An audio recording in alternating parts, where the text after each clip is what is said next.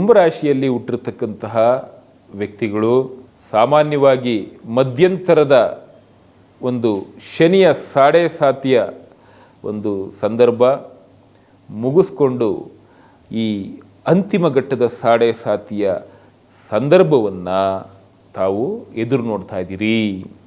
ಎಲ್ಲಕ್ಕಿಂತ ಮುಖ್ಯವಾಗಿ ಗುರುವಿನ ಬಲ 2 ವರ್ಷದಿಂದ ಇರಲಿಲ್ಲ ನಿಮಗೆ. ಈ 2 ವರ್ಷದಿಂದ ಇಲ್ಲದೇ ಇದ್ದಂತಹ ಈ ಗುರುವಿನ ಈ ಬಲ ತಮಗೆ ಸಕಾಲಕ್ಕೆ ಪ್ರಾಪ್ತವಾಗ್ತಾ ಇದೆ. ಸಕಾಲಕ್ಕೆ ಪ್ರಾಪ್ತವಾಗ್ತಾ ಇರತಕ್ಕಂತಹ ಈ ಗುರುಬಲ ಒಂದು ಹೊಯಾಸಿಸ್ನಲ್ಲಿ ನಿಮಗೆ ನೀರು ಸಿಕ್ಕಿದ್ರೆ ಎಷ್ಟು ಖುಷಿಯಾಗುತ್ತೋ ಅಷ್ಟು ಖುಷಿಯನ್ನು ತಂದುಕೊಡೋದ್ರಲ್ಲಿ ಸಂಶಯ ಇಲ್ಲ. ಆದರೂ ಸಿಗಬೇಕಾಗಿರೋಷ್ಟು ನೀರು ಅಷ್ಟೇ ಸಿಗುತ್ತೆ ಹೊರತು ಯಥೇಚ್ಛವಾಗಿ ನೀರು ಸಿಗಲ್ಲ ಅಂತಕ್ಕಂಥದ್ದೇ ಇಲ್ಲಿ ಸರಿಯಾದಂಥ ವಿಚಾರ ಆಗುತ್ತೆ. ಎಷ್ಟೋ ಈಗ ಬಾಯಾರಿಕೆ ಆದಾಗ ಅನಿಸ್ಬಿಡುತ್ತೆ, ಬಿಂದಿಗೆ ಗಟ್ಟಲೆ ನೀರು ಕುಡಿದು ಬಿಡ್ಬೇಕಪ್ಪ ಸಿಕ್ಕಿದ್ರೆ ಅಂತ. ನೀವು ಬರೀ ಸಿಗುವಂಥದ್ದೇ ಬರೀ ಒಂದು ಹಾಫ್ ಲೀಟ್ರು ವಾಟರ್ ಬಾಟ್ಲದು ಅಷ್ಟು ನೀರು ಸಿಗುತ್ತೆ ಅಂತಂದರೆ ಅದು ನಿಮ್ಮ ಪುಣ್ಯ. ಏನೂ ಇಲ್ಲದೆ ಇರೋ ಸಂದರ್ಭದಲ್ಲಿ 1/2 ಲೀಟ್ರೋ 1 ಲೀಟ್ರೋ ಸಿಗುವಂಥದ್ದೇ ಪುಣ್ಯ.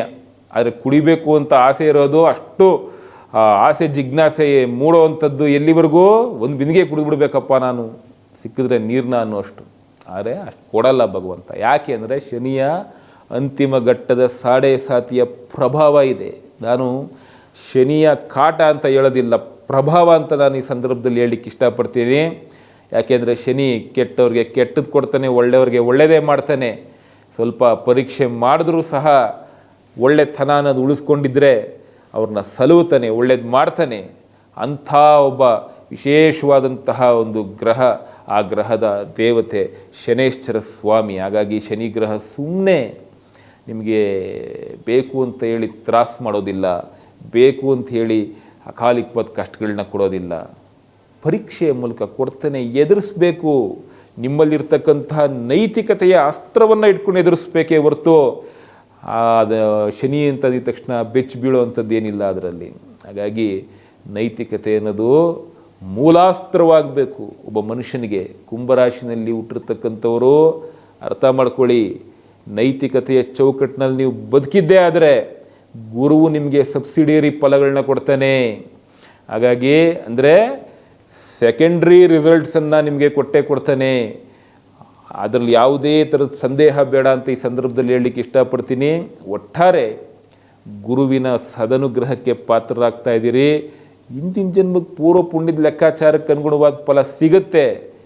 ಪುಣ್ಯಕರವಾದಂತಹ ಫಲಗಳಿಗೆ ತಾವು ಭಾಜನರಾಗಬೇಕು ಅಂದರೆ ಪುಣ್ಯ ಕೆಲಸ ಮಾಡಿರಬೇಕು.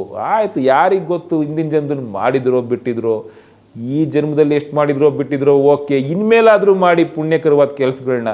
ಇನ್ನೊಬ್ರಿಗೆ ತೊಂದರೆ ಕೊಡೋ ಕೆಲಸ ಮಾಡಬೇಡಿ, ಇನ್ನೊಬ್ಬರ ವಿಚಾರದಲ್ಲಿ ಆಟ ಆಡಬೇಡಿ. ಇನ್ನೊಬ್ಬರ ಜೀವನದಲ್ಲಿ ನೀವು ಏನು ಆಟ ಆಡೋಕ್ಕೆ ಹೋಗ್ತೀರಿ ಅದು ನಿಮಗೆ ತಿರುಗುತ್ತೆ.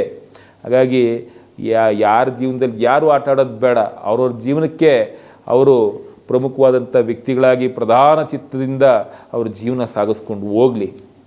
ಹಾಗಾಗಿ ಆ ಒಂದು ಪ್ರೈಮ್ ಇಂಟೆಲಿಜೆನ್ಸ್ ಅನ್ನೋದು ಭಾಳ ಇಂಪಾರ್ಟೆಂಟ್ ಆಗುತ್ತೆ. ಅದನ್ನು ಅರ್ಥ ಮಾಡ್ಕೋಬೇಕು. ಕುಂಭರಾಶಿಯವರಿಗೆ ಈ ಗುರುವಿನ ಒಂದು ಆಗಮನ, ಪಂಚಮ ಗುರುವಿನ ಒಂದು ವಿಶೇಷವಾದ ಅನುಗ್ರಹ ಆಗುತ್ತೆ. ನೀವು ಅವಲೋಕನ ಮಾಡ್ಕೋಬೇಕು. ನಿಮ್ಮ ತಪ್ಪುಗಳನ್ನ ಎಲ್ಲೆಲ್ಲಿ ಎಡವಿದ್ದೀರಿ ಅವಲೋಕನ ಮಾಡ್ಕೊಳ್ಳಿ. ಖಂಡಿತ ಗುರು ನಿಮ್ಮ ಕೈ ಹಿಡಿದು ನಡೆಸ್ಕೊಂಡು ಹೋಗ್ತಾರೆ. ವಿಶೇಷವಾಗಿ ಎಲ್ಲವೂ ಸುಭೀಕ್ಷಕರವಾಗಿ ಸಾಗಲಿ. ಕುಂಭರಾಶಿಯವರಿಗೆ ಒಂದು ಸಫೋಕೇಷನಿಂದ ಈಚೆ ಬರ್ತಕ್ಕಂತಹ ಒಂದು ಸಂದರ್ಭ. ಇಷ್ಟು ಕಾಲ ಸಫೋಕೇಷನಿಂದ ಅಂದರೆ ಏನೋ ಒಂಥರ ಇರುಸು ಮುರುಸಾದಂತಹ ಸನ್ನಿವೇಶ ವಾತಾವರಣದಲ್ಲಿ ಪಾಪ ನಲುಗ್ತಾ ಇದ್ರಿ. ಅದರಿಂದ ಈಚೆ ಬಂದು ಭಗವಂತ ನಿಟ್ಟುಸಿರು ಬಿಡುವಂಗೆ ಮಾಡ್ತಾನೆ ಗುರು. ಆ ನಿಟ್ಟುಸಿರು ನಿಮಗೆ ಒಂದು ಶುಭದಾಯಕವಾದ ನಿಟ್ಟುಸಿರಾಗುತ್ತೆ. ಒಂದು ವಿಶೇಷವಾದಂಥ ಶುಭ ಕಾರ್ಯಗಳು ಜರುಗುವಂಥ ಮಟ್ಟಿಗೆ ಅಪ್ಪ ಪರಮಾತ್ಮ ನನ್ನ ಕಡೆ ಇವತ್ತಾದರೂ ನೀನು ಕಣ್ಬಿಟ್ಟಲ್ಲಪ್ಪ ಅಂತ ದೇವರ ಹತ್ರ ಹೋಗಿ ಒಂದು ಕೃತಜ್ಞತೆಯನ್ನು ಸಲ್ಲಿಸುವಂಗೆ ಮಾಡುತ್ತೆ. ಹಾಗಾಗಿ ಆ ನಿಟ್ಟುಸಿರು ಖಂಡಿತವಾಗ್ಲೂ ತಮಗೆ ಒಳ್ಳೆಯದಾಗೋ ಥರ ಮಾಡುತ್ತೆ. ಆ ನಿಟ್ಟುಸಿರಿಂದ ನೀವು ನಿರಾಳತೆಯನ್ನು ಹೊಂದುತ್ತೀರಿ. ಆ ನಿರಾಳತೆಯನ್ನು ಖಂಡಿತವಾಗ್ಲೂ ಕಂಡುಕೊಳ್ಳಲಿಕ್ಕೆ ಈ ಗುರು ಎಲ್ಪ್ ಮಾಡ್ತಾರೆ.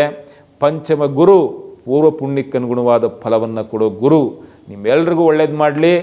ಪುಣ್ಯಕರವಾದ ಕೆಲಸ ಮಾಡಿ, ಖಂಡಿತವಾಗ್ಲೂ ಒಳ್ಳೆಯದಾಗುತ್ತೆ.